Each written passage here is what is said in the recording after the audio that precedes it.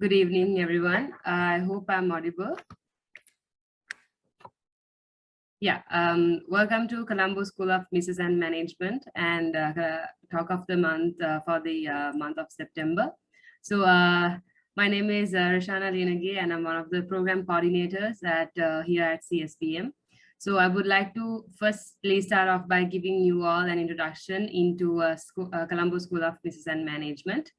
So the Colombo School of Business and Management, which was founded 6 years ago, was the outcome of a merge of Sri Lanka's academic and corporate sectors. The school was the brainchild of a leader in the academic sphere, Professor Ranjit Bandara, and a giant in the corporate world, Mr. Dan Gomez. It was their ambition to develop leaders and capable of effectively navigating the business environment and achieving success. So in saying that, General Daratnaka is our honorary chairman and our board of directors includes Admiral Ranasinghe, Mr. Samantha Rajapaksa, Mr. Tharindu Abewardena, and Mr. Rwanta Kure. So we here at CSBM are continuously striving to provide the Sri Lankan people with excellent learning and diversified exposure that will help them thrive in the business world.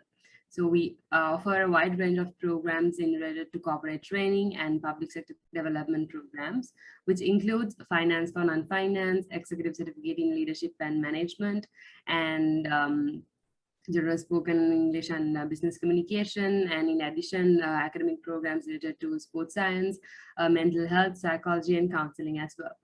So we do not believe in this one-size-fits-all mentality. Instead, we want programs that are tailored into our country, market, and current requirements. One of our affiliated universities include KIT University in India, which allow us to ensure the highest standard and the quality is maintained while providing a recognition qualification. And if you are interested and would like more information and of any of the programs which are conducted at CSBM, please contact our young and energetic coordinating team. So we wish you all the very best in all your future endeavors and hope you will continue to make CSBM learning partner in the future as well. So moving forward to continue our program for tonight, Talk of the Month, I would like to invite the Assistant General Manager at Colombo School of Business and Management, Mr. Pudu Indadisa. Over to you, Pudu. Yes, once again, good evening. Thank you so much, Rashana, for a lovely introduction of Colombo School of Business Management. The great audience who are here tonight to witness one of the key speech we call Talk of the Month. So therefore, I take this opportunity to a little bit of introduction about the key guest speaker tonight to deliver the Talk of the Month of September. Is none other than Dr. Cham Ramandala, has over 20 years of experience in the management field in various parts of the world, including UK, USA, South Asia in various capacities. So it's a privilege to have this person with us. Among them include is a Vice President, Global Operation at Womax LLC in Boston, USA, and Head of Lean at George Services UK Limited. Currently, he is the Managing Partner at Global Sourcing USA LLC, based in San Francisco, USA. And if I go to touch a little bit of academic front, the academic achievement that he has achieved for your benefit. He's currently working as an external resource person for several UK universities as a guest lecturer and also senior lecturer as well, including Middlesex University, London Metropolitan University, and Cardiff Metropolitan University. And primarily he worked with postgraduate programs, including MBAs in MSc programs as well. And Dr. Raman will obtain his doctorate in business administration and specialize in leadership from California Intercontinental University, USA. It's a great knowledge which he's going to obtain from that university as well. So further, his MBA specialized in finance is from University of Wales, which is the Institute of Cardiff as well. And also he's a postgraduate degree in BA Honours Product Management from Middlesex University, London. And during COVID period, he went back to school and earned another certificate in sustainable business strategy from Harvard University. So Dr. Raman is a US citizen and currently is in Sri Lanka after getting invited to teach 2 semesters in few educational institute as well. So he's having an immense of knowledge, a lot of experience in worldwide, and we are so proud to have a water product of Sri Lanka as well. He's serving for many countries globally, well as for Sri Lanka. So currently he's actually been invited to deliver Talk the Month for September. So therefore, this is my privilege. Warmly welcome Dr. Cham Ramandal to deliver the Talk of the Month of September. Over to you, Doctor. Hey guys, thanks Pupadu. Appreciate for that introduction. Hey everybody, good evening. Hope you guys can hear me. Yes. I'm just gonna share my slides with you. We do hear you, sir. We do hear, sir. Oh, brilliant. Okay. Let me just try to share the slides first. Okay. All right. So great to be here, and thanks, thank you very much for CBSM for giving me this opportunity to be here. First of all, sorry about for the slight delay that we had to start. Tasneem, we'll make sure that next time we are on time. Hopefully, you guys, everybody will turn up next month also. If you get into today's topic, so it's a bit long. Essential communication strategies for successful change management. So even though it's long and sounds fancy, basically we are here to talk about why we can't talk to each other, and why can't we get other people to do what we intend for them to do, right? Because if you just look at what is happening around us, not only in Sri Lanka, but around the world, most of the chaos and the issues happening is right down to not being able to communicate with each other. We may think that we know how to talk to other people, how to get other people to do what we want, but reality is, if you look at what is happening around us, that often everybody tend to be failing on that, miserably actually. And this is becoming a problem, and it is having an impact on our way of life. Look what is happening in Sri Lanka, look what is happening in Ukraine, Russia, and look what is happening in South America, and how much the deforestation happening in Brazil and in that region. It's just us not being able to communicate with the people and being able to make them understand our point of view, right? So, and also, I want to give you the full disclosure. So here, apart from all the other things, I work as a counselor also. So I work with a lot of people who are disturbed and having mental health issues. And when you really get into it, you often realize the reason why they are going through that hardship is not being able to communicate, and also not having people who are able to communicate with them the way that they understand, so people often get misunderstood. And putting this whole thing into the context of today's topic, so we are collaborating this communication into this change management. So it is seen in many occasions that as a result of embarking on a change management, people actually becoming mentally disturbed or mental health patients. Sometimes you guys can hear me, right? I heard somebody. Could you kindly take the slide into the full screen, please? Oh yeah, sorry about that. All right, we are there, right? So why this topic? So basically that is where I am. So I have seen a lot of people having going through a lot of difficulties, not being able to communicate with their colleagues, the subordinates, the family members, I mean, sometimes even with their parents, and friends and everybody else. So I thought that given the time period that we have, less than 1 hour, if I could get you guys to think, what is this communication all about? How can we get this so wrong, even though we have been doing this since the day we born, right? Probably before that also, but let's stick to the basics. So from the day that we were born, we have been communicating.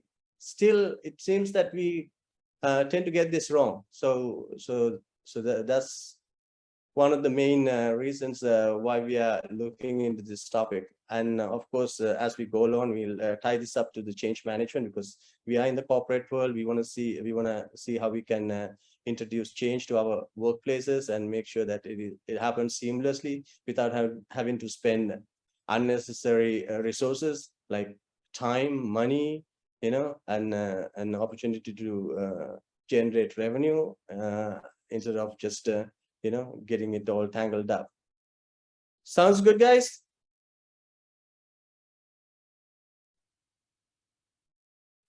Yeah. So let's try to keep it a two-way conversation, and in Sinhala we call humita tena. So I would really like you guys to say something, and if you have any questions, don't wait until the last minute. You can jump in if you whenever you want, so we can resolve it or get it clarified and move on. Okay, I'm not really bothered that you guys stop me along the way. That's okay. So if you go back to basics, there are 5 types of communication methods out there, right? We do all this all the time: verbal communication, nonverbal, written, visual, and listening, right?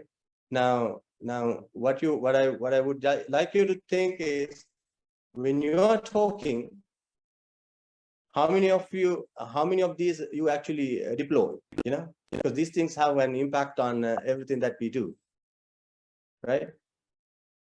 So I mean, we are very clear on the verbal communication, which is talk, right? But do you know that how much emphasis it has on the discussion you had on nonverbal communication? Facial expressions, eye contacts, body movements, posture, tone of voice, muscle tensions, and breathing. These all have a say in what you're trying to get out. If you're looking other side and talking to a person and trying to give them tell them to do something, how much the other person how much other person believing in what you're saying, or how much hard would he work on that. So there are certain elements that you need to think when you're talking with other people, when you're communicating with other people. Seems like we these areas. So the idea is that after this session, when you're having any when you're talking to other people, just make sure that you're paying a little bit attention to these areas. That's the best outcome out of this, right? I'll give you a couple of examples, because otherwise you might think we are only talking about Sri Lanka, or the government getting things wrong and all that. So Google, one of the best companies in the world, right? And one of the top revenue earning companies in the world. So during the COVID, due to the necessity, they asked people to work from home, right? Probably you guys would have heard, and it might be the case with your own companies also. You would have had the opportunity to work from home, right? And people got very comfortable with that. And now, I mean, after the initial first and second wave, they wanted people to come back to work, because obviously, regardless of what you hear and what is your experience, working from home is not 100% effective or 100% productive, right? Because the setting is different, the environment and the disruption, everything, you can't get achieve all the KPIs that you have set, and it is understandable. So they wanted people to come back. But the way that they communicated, they put it like a demand, and without actually thinking about the psychological change that all the workers had during the pandemic. And then as a result of getting the opportunity to work from home, all of a sudden, all these people work in tech sector and any other sector in that matter. People tend to work really hard. They spend very less time at home, if you really think about it. And all of a sudden, you have the opportunity to stay at home, the whole time.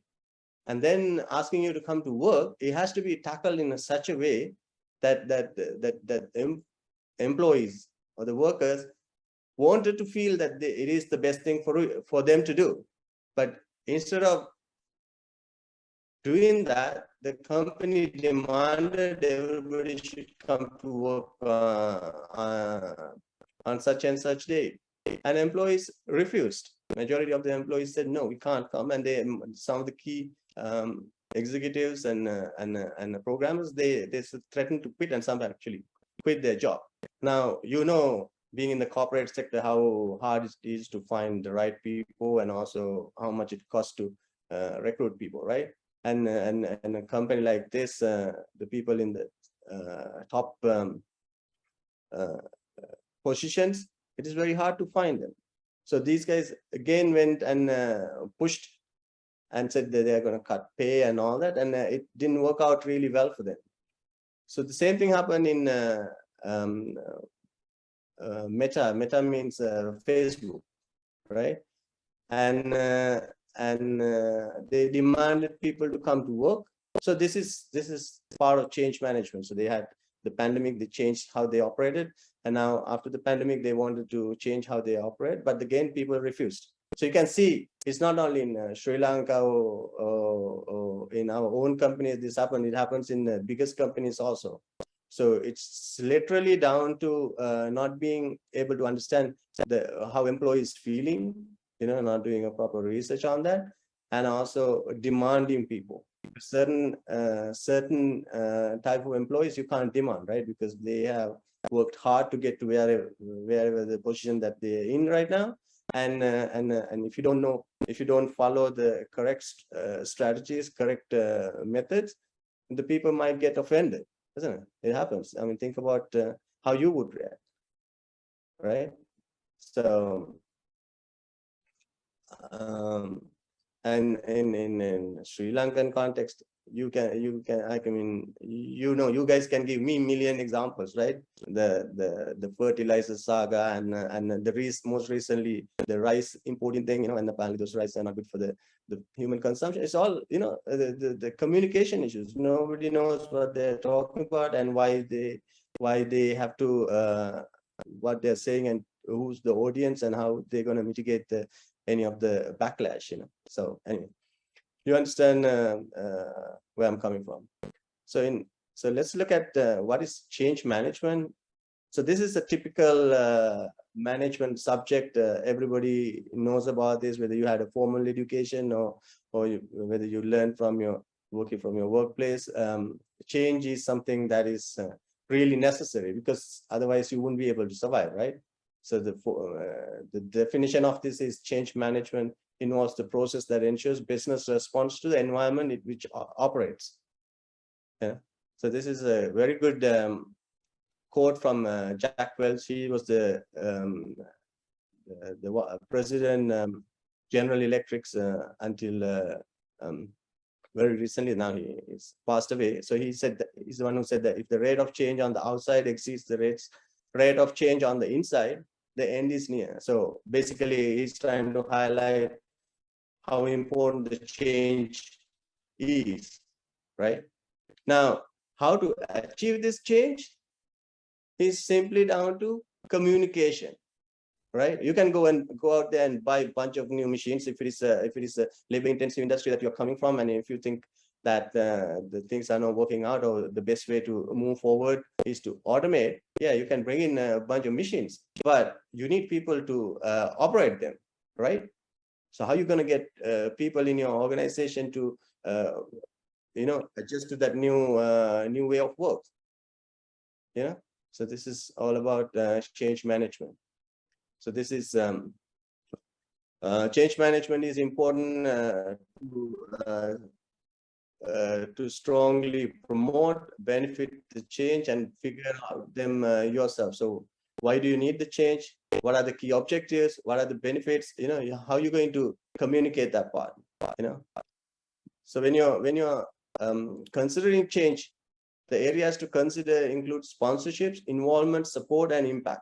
Now, again, look, when you're trying to introduce change, and you need the sponsorship, primarily from the stakeholders, including your the board directors, the shareholders, you know, the senior management. So you have to communicate, you know, and you have to get the involvement of the people who are working for you, right, in the company, right? You need the support, outside and internal. You need the support of the people, again, down to the communication, right? And to monitor the impact, you know, again, you need to set KPIs and monitor them, communication, isn't it? So you can see that the whole change management is revolving around communication, right? So it's very important that we get that right, and then the rest of the things will fall in line very, very easily. But we have to understand why people resist to change. You know, why when you try to introduce change to your organization, it can be something simple as, you know, asking people not to come to work from the front door, come from the back door, for whatever reason, or changing the whole operating system. So when you try to change, people, the first reaction is to resist it, because it's disruptive and stressful, right? Now, obviously, you guys can think of how it was for you guys. You know, whenever the company try to introduce the change, it is disruptive, because obviously things going to be different, how you operate different, the way of work different, and obviously you have to get, you know, you have to learn to move with the new way of working. That's stressful, because you're getting comfortable with the way things are happening around you, or at least you spend a lot of time to get comfortable with it, and all of a sudden these guys asking you to, you know, change how you operating and move on to a new way of working, and that's stressful. So it's important, as the people who are asking people to make the change or set in the change, that people are going to go through this.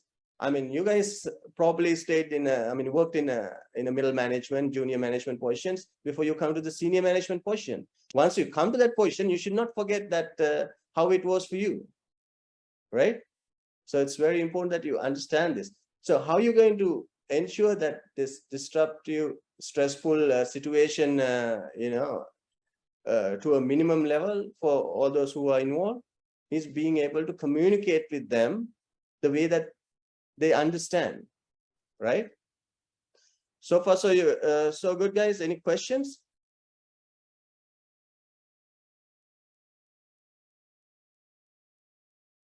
So we know, so I'm just gonna get on with it unless somebody raised their hand, okay? So 4 reasons why change is resisted is parochial self-interest, because obviously people have their own individual concerns, right? And misunderstandings, low tolerance to change. Again, this is down to communication, because if people are properly understood why the company is bringing in this change, because nobody brings in a change unless it is beneficial to the company, right? And they're gonna ultimately it is going to increase the revenue of the organization. If the revenue is increasing, that means obviously portion of that going to, you know, come to all the employees too, right? And but if you don't necessarily understand why these guys are doing it, then obviously, you know, you would have low tolerance. You would do anything that you could to sabotage, right? So typical responses includes when you try to introduce change is that my needs are met, no need to do that. Sounds like bad news, risk outweigh the benefits, the typical stuff. And I mean, since, you're living in here, all these, the trade unions, what they're saying, right? So those are typical responses, not to make whatever the change that the government, whether it's government or a company bringing in, not to let that happen. They would come up with all sorts of excuse. They would bring, I mean, if not possible, they would bring the religion or the caste or the whatever the strategy works to ensure that things don't happen. So inappropriate change management often includes change is often resisted because of the failure in the way it is introduced. Explain the need for change, right? Provide information, consult, negotiate, and offer support and all, and not getting involved people in the process. So basically, you can see that if you want to run, if you want to have a successful change management or a successful change strategy implemented, you should be able to communicate. It's the same thing again, repeating with the people that the way that they understand, explain them, give them information as much as possible. And also there are different people have different learning styles, right? Most of you guys are aware of that. Not everybody, learn from a classroom sort of a setting or reading an email or, or watching a YouTube or sitting in a seminar. No, some people like to have a hands-on experience. Some people like to have, somebody guiding them, having a mentor. And some people needs a little bit more attention than some other people. So you just need to understand what type of change you're trying to introduce and how these people absorb information, right? And so spending some time getting to know your people is very important. So as we said, the effective change, to ensure effective change, communication is the key, right? That's what we were discussing. So according, George Bernard Shaw, he says the single biggest problem in communication is the illusion that it has already taken place. And if you take a step back and if you really think about it, so, if you ask somebody to do something, and if the thing's not getting done the way that you wanted, if you actually start analyzing the situation without going on blackguarding the person or sacking him or making changes, sometimes you will realize that you have this idea how the change should happen or what needs to get done, but did you actually explain to the person properly? Now, in your level, the way that you explained is totally fine, but in their level, did they actually understood what you tried to say? Now, I mean, in here, I'm giving you some points, but it doesn't matter how good of a lecturer or a presenter I am. If you guys don't understand half the things I'm saying, it's not your problem, it's my problem. Well, that's why I'm asking you guys whether you have any questions or not. But yeah, so it's very important that you ensure that you get into the other person's shoes or other person's level and try to understand, did I explain this properly? Would I be able to expect the result that I'm expecting based on what I just told them or based on the information I have given them, right? So it's very important. So these are the type of communication channels we use at the moment. Frequently we use memos and letters, videos, email, voicemails, and infrequently we have video conferences, face-to-face conversations, depending on the corporate settings that you have, of course. But are you using all of these or some of them? And not everything is applicable for everyone, right? I mean, you can't send an email to floor-level employee and expect them to follow the instructions, right? And not necessarily possible for you to have a telephone conversation with everybody in your organization, not the face-to-face. So it depends on the size of the organization and the level of the employees' positions and the ability to absorb information, right? So no two people ever communicate. However, the more clearly however, the more clearly we communicate, the greater is our ability to trust. So, you know, from your own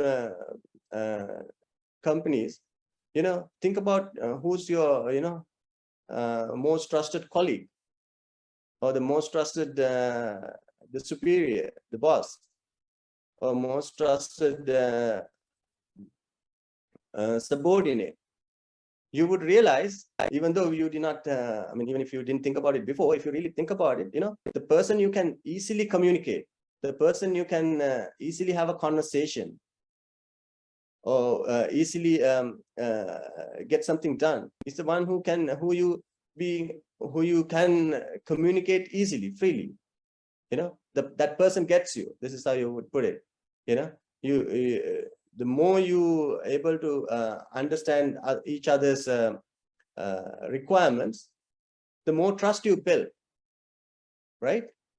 So, I mean, if you happen to be the boss, if you have a bunch of people who are really like to work with you, the reason why they do it, because they understand what you're trying to tell them. What they understand your the request, the commands, or the expectations, right? And so that's how you build trust.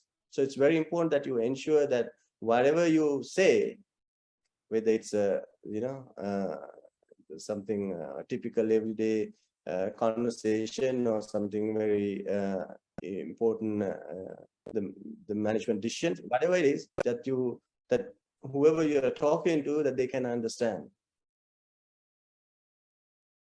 So goals of communication includes giving the information and making persuading people to do what you want them to do, you know, and to build relationships, right? Now, this is, I mean, you understand what is giving the information and building relationship, but persuading people, you know, this is what politicians do. This is what good bosses do. When they come up with the strategy, you know, sometimes it might not make sense to you straight away. You know, you might find difficult to understand the end result. But the guy is so good, he would say, "Trust me, let's do this, and you will see what happens." You know, it's, if you are really good at communication, you know, communicating, you can convince people to do things that they even don't want to do, you know, because they have so much trust in you, and they start believing in you, right? I'm sure now a couple of politicians comes into your mind, but let's move on to the next slide. Right. Why effective communication? The ability to effectively communicate with others is one of the most important tools for professional and personal success, right? Now, I can bring some of the examples from my counseling sessions. You know, a lot of people have a lot of issues at home, not being able to communicate with your partners, wife, husband, and kids. You know how many kids suffer not being able to communicate with their parents properly, you know? Either they're too busy, or they don't understand where the kid's coming from, or whoever in that matter, and why it is bothering them. You know, nobody takes time to understand. So even if you are in a small household, there's a huge communication gap. So that's why you have a lot of rift and issues and insubordinate and ultimately it's everything boils down to the level of happiness, right? Because that's why we do everything that we do, to stay happy, you know, stress-free, happy life. But if you can't communicate properly, you know, everything collapses. So effective communication can help you influence others, right? We already touched that. So your capacity to communicate is often seen as indicator of your ability and intelligence, right? So this is also, I think, very important in our context, especially this part of the world. When people tend to climb up the corporate ladder, or maybe when they get a little rich and all that. So this is based on our research. People have this status thing, and it gets into their head, and some people, even though they know that it is important to give all the information for the people, below him, they would not necessarily do that because they feel that it is something demeaning to do, right? But actually, it's the other way around. The more intelligent you are, and the more educated you are, and more experienced and the wise you are, you should get down to the level of the people that you are trying to communicate with, and make them feel that they are valued, that you understand them, and you want them to do better. Then you can get anything done. So this is a good advice, actually. Seek first to understand, then to be understood. Again, we have to be honest with ourselves. I'm not going to ask anybody how they handle this, but you have to be honest. You need to think, do I really try to understand other people? And before I tell them, you guys don't understand me, you guys don't do anything I say, or you are not respecting me, or whatever the slogan that you use, it is important that you first need to understand others, and then you can expect them to understand you. So 80% of the workplace issues are communicator related. So this is by KPMG, the latest survey. And if you really think about it, it's true, right? What is an organization? What is a company? It's a collection of people working towards a common goal, right? If you take the people component out of it, there's nothing there, right? There's nothing there. A company or an organization, any firm, what is it? It's a bunch of people coming together and working towards a common goal, right? So it's important that we have the ability to communicate with each other. Otherwise, how are you going to get something done? So when you're having a communication, so it's the green one is body language. So that's like the 55% most of the where the meaning coming from, and then yellow is the tone, and the black 7% is the words, the verbal communication. So you can see body language has the most say, and then the tone, right? 7% only the words and the verbal communication contribute to, right? If the words disagree with the tone of voice and nonverbal behavior, people tend to believe the tonality and nonverbal behavior. So you can see how important that is.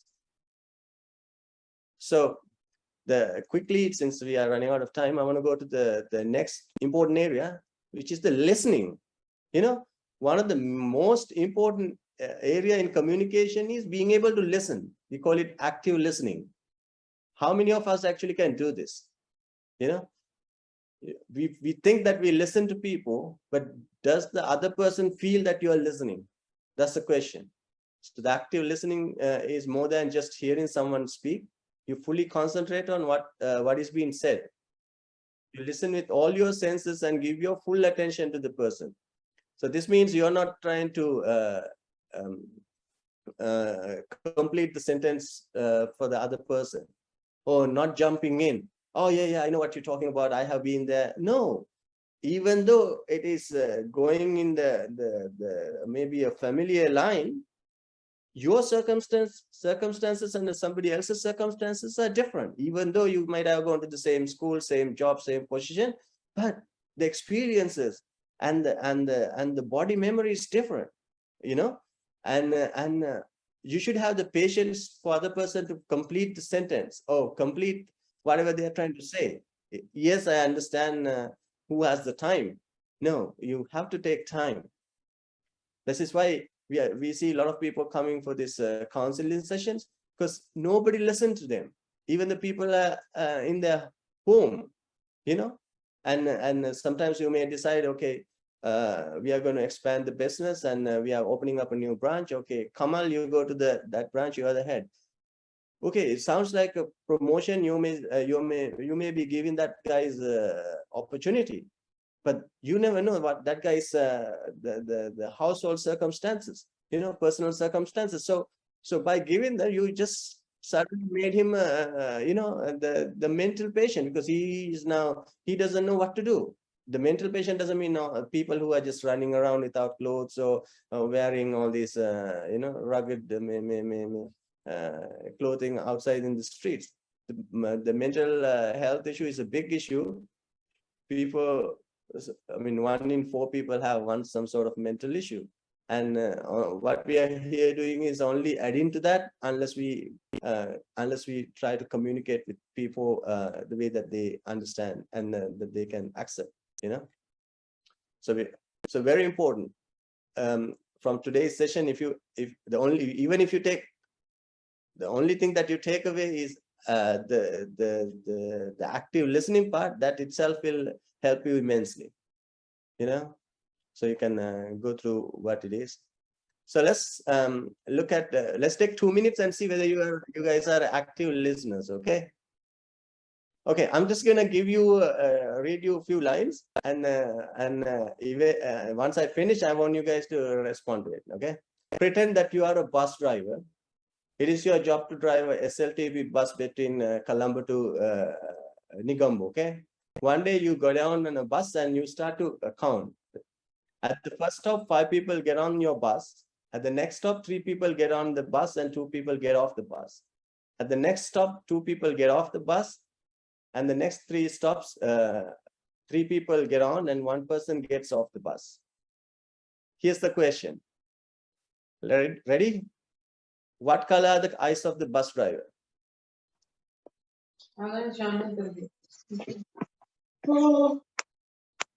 Anybody? What color are the eyes of the bus driver?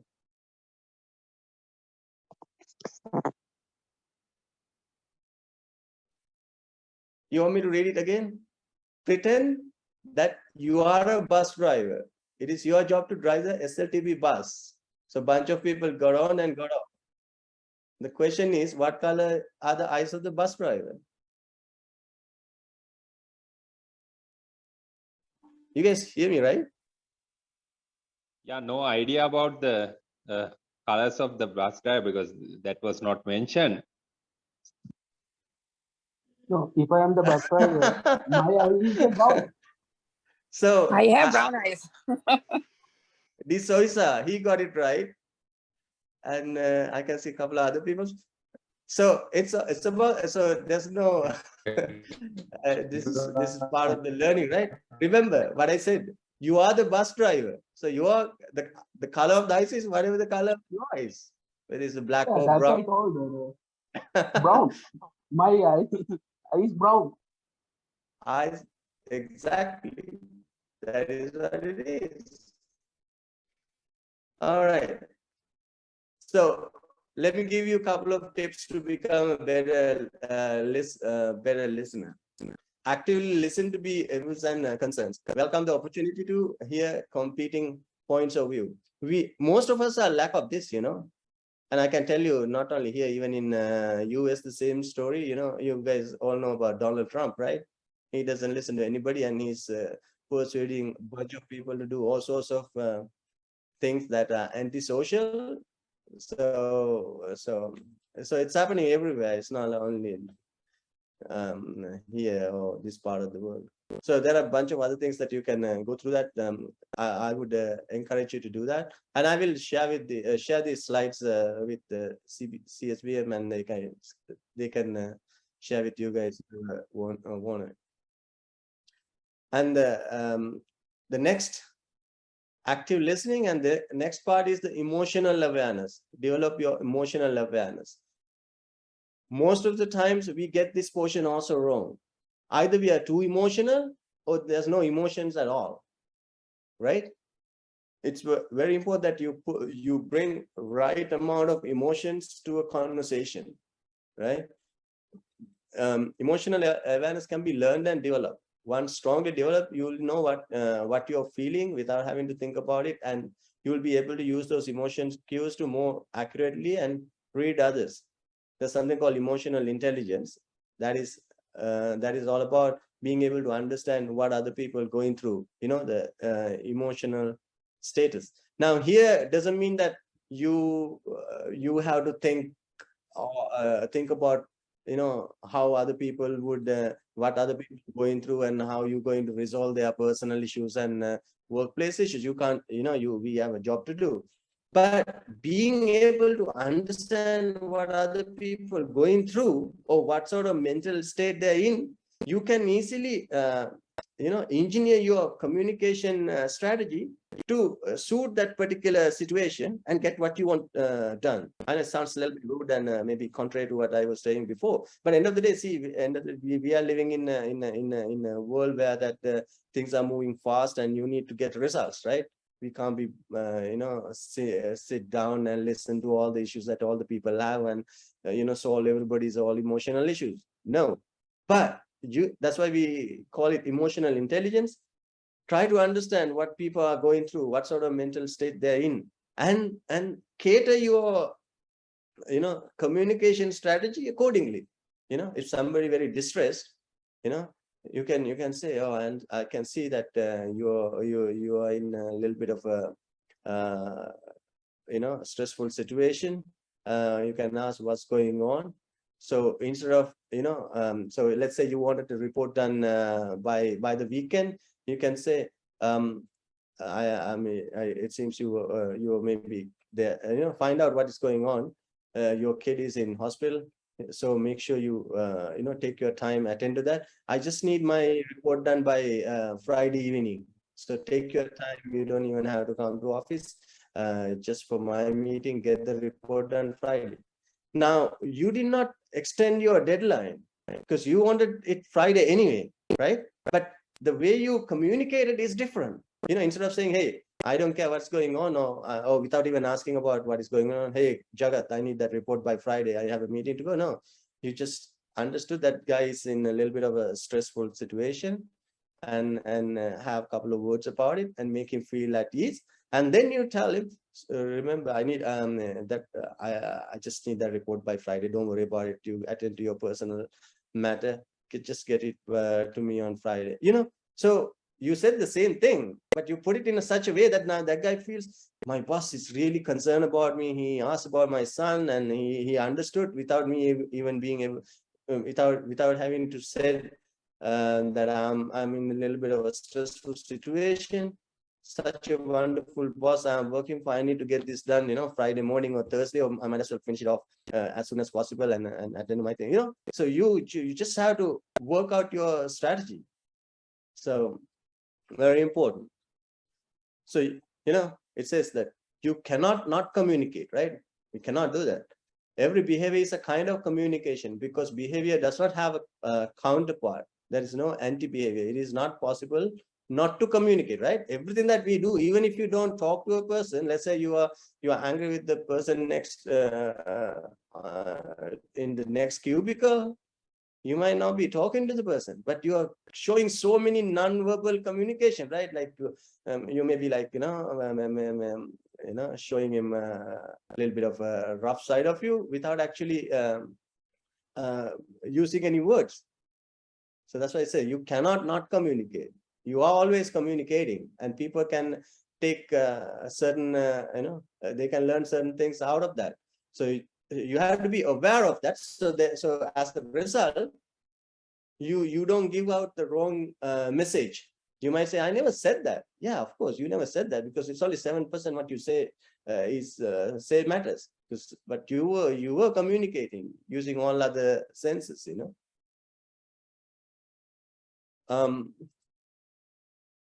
so we discussed about emotional intelligence, and then just to wind up the session, I wanted to highlight the importance of using public relations for the communication.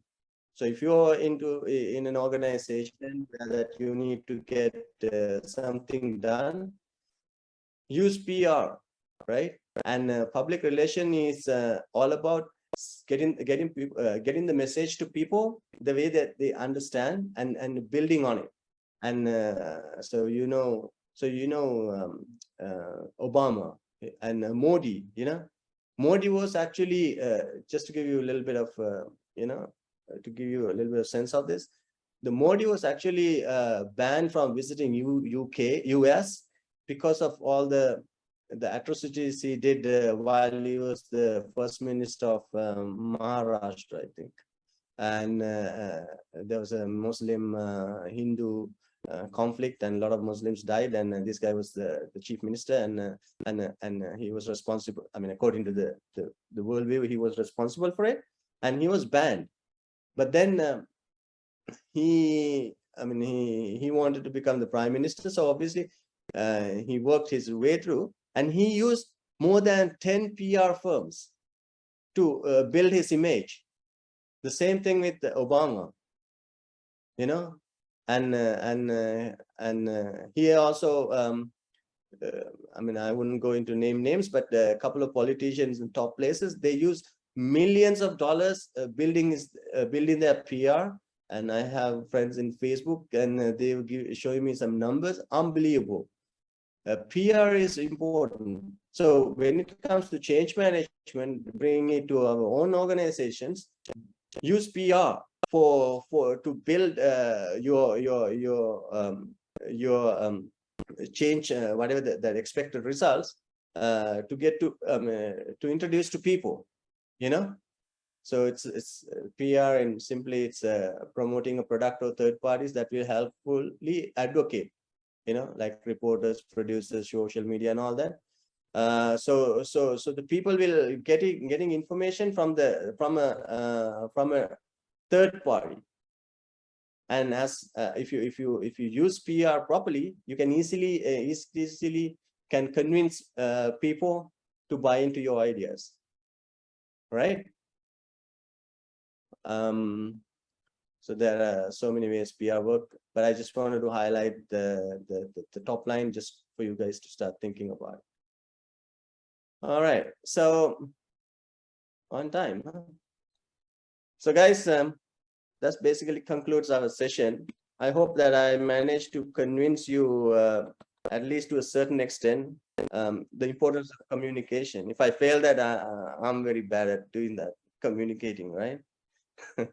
So any questions or anything for you guys to let's have a communication session, couple of minutes, I guess. Yes, Dr. Raval, actually there was a couple of questions, one in chat box. Does verbal communication better than written communication? That's from, I think, Nikita, actually. So would you like to add on that, please? Well, that's actually a good question. Now, it depends on the setting and the circumstances. If you have to prove something, we always say keep it in writing, right? Even if you say something to somebody, make sure you back it up by email. This is what we say in our corporate world, certain positions. But it depends on who are you dealing with. I mean, can you go and talk to your boss and say, look, I told you not to do this. You still wanted me to do it. Now look what happened. It's how you're going to build that relationship. So having written proof to say that I told you so might not necessarily work out well for you. But if you're working with certain colleagues or certain subordinates, yeah, it is important. And certain instances, having a written communication important to use as a proof, in a legal, sector or supply chain, to deal with your any disputes, you would need it. But it's all depend on the circumstances and the setting. and the type of relationship you have. Let's say I have a disagreement with you, Bobudu. I can't just throw a piece of paper at you and say, listen, this is what we agreed now, what are you talking about? No, then you are jeopardizing our relationship, right? But if it is a supply chain partner who said that they are going to ship certain goods in certain quality, and now the shipment is late, now you need compensation or, you know, air freight charges from the guy to get the, you know, the problem solved, then of course you would have a written, you would need to have a written communication. So understand the circumstances and then proceed accordingly. Yeah, thank you so much, Dr. Ramandal. So there's another question actually we received through, I think, another participant, I think is from Canada. And it's just asking, what are some of the most commonly utilized chain models in change management if you really want to focus on change on the way it's going to get changed and utilizing our effective leadership as well. So we need focusing on the communication, but ultimately it's expecting what sort of commonly utilized change models are available when we focus for change management. Yeah, that's a good question. So if you look at this whole thing in a simple terms, what is the change that you're looking for? What are you trying to do here? What is the ultimate goal? What is your expected results? Is it to increase the revenue? Because ultimate goal of any organization is to increase the revenue, right? So whether you are going for an acquisition or a merger, or whether you're branching out or going to international market, you have to look at what I'm trying to do here, why I'm doing this, and what is the ultimate result. And accordingly, there are several ways you can approach a change. You can bring in consultants. You can have a team inside. Do it as a project. Putting a project manager in place, and promote within. So you can do several ways. It all depends on. There's no one hard and fast system. It's even if it is two commercial banks operating in the same marketplace, the strategies that they want to use, or the type of models that they want to use, not the same, because the recruitment procedures, their operating softwares, and the level of automation, they're all different. So you need to look at individual circumstances and the resources available. Most importantly, you know, sometimes we like to do a lot of things, but the resources are limited. So just go with the situation.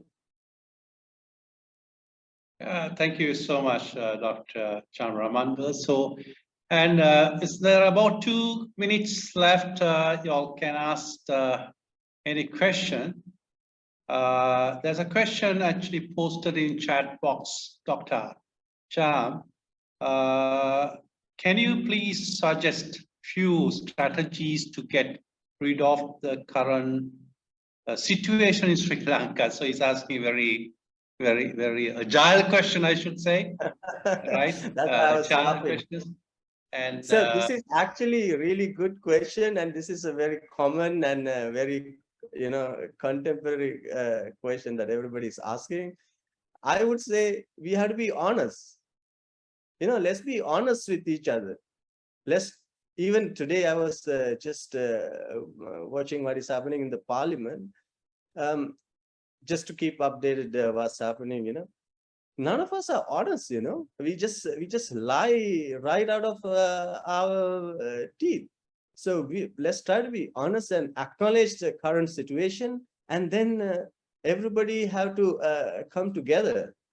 This is so. I can tell you, I can guarantee you, this problem not going to be over within next 12 months, 2 years, 3 years, nothing. If you look at all the examples out there, don't just look at Zimbabwe, you know, just don't look at Lebanon. There are enough and more countries who have gone through this situation, and none of them are actually recovered yet, except Greece to a certain extent, that because European Union helped them out, because otherwise Greece would drag everybody down the drain. You know, Germany actually helped them out because there are only 2 countries in the world with the surplus from the budget, that is China and Germany. Everybody else in the deficit, including UK, USA, and all the other countries, right? And so Germany managed to help them out. But everybody else, including Argentina, who have been going through this issue for like last 12 to 15 years, they haven't recovered. That because there's a lot of political division. You know, and Argentina also the same issue, husband president at one point, and then the wife president, and also, so, you know. So we just have to come together. And the way things are going so far, we are actually failing to do that. We have to forget, you know, like during that Aragale thing, you know, there was no, everybody said there's no Muslims in Tamils, Sinhalese, everybody the same. That's a good way of trying to solve this issue. With no divisions. The same thing should happen among the politicians, regardless of which party, and then only we can start building. But unfortunately, I went to Anuradhapura recently, and I went to this, you know, to see all the ruins. And there are people of, you know, the people who are selling tickets, the Samvardhana Lottery, they are fighting. They divided into several political groups and fighting who's better. I mean, even at that level, they cannot understand this whole big, I mean, the bigger issue. And what is happening to their, you know, the disposable income and earning streams and everything. So it would be a bit of a rough ride, the way I see it. Yep. Right. Thank you so much for your actually depth of knowledge as well. And since actually we are close to 8:10 now, I believe Dr. Chan Ramandal has delivered about a fantastic wisdom of knowledge to educate, create more awareness of our participants who are here to witness this talk the month of September. Our tagline was effective communication to roll out successful change strategy, which is very, very crucial for any individual, any organization, either you work for corporate sector, public or startup entrepreneurs, or you're managing own business, or maybe you're an undergraduate who want to become leaders in future. So this is very, very important and very crucial to improve our effective communication, which could add more strategic leadership skills to manage our expected objectives or certain strategies to be achieved. So therefore, I would like to take this opportunity to offer my appreciative gratitude to our guest speaker who are here to deliver talk of the month September. Thank you very much, Dr. Ramandal. So we are so actually appreciate and so excited to have you here with CSP tonight. And at the same time, I would like to offer our appreciation to all the participants who are with us all around the country, well as a few from overseas as well, to witness this talk of the month, which is delivering by CS team every monthly basis to create new knowledge for our audience. So therefore, we wish you all the very best and good luck for all the participants. And thank you very much. Boma Stuti, Jai Vasudhanam. Thank you, guys. Good night. Thank you, sir, and all of you. Thank you, sir.